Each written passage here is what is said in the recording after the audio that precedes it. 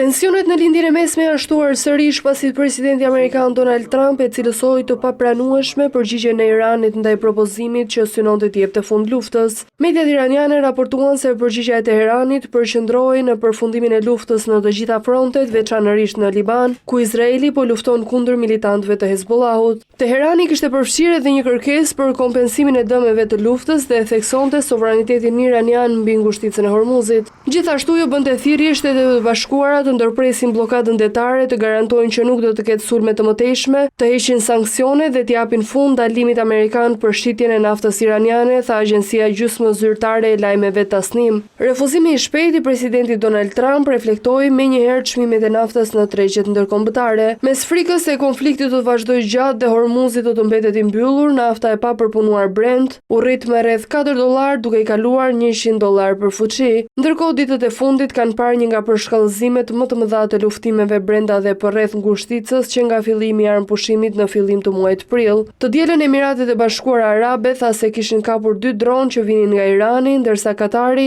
dënoi një sulm me dronë që goditi një anije mallrash që vinte nga Abu Dhabi në ujërat e tij. Edhe Kuvaiti tha se mbrojtja ajrore e vendit ishte përballur me dronë armiqësor. Përleshjet kanë vazhduar gjithashtu në Libanin Jugor mes Izraelit dhe grupit militant Hezbollah.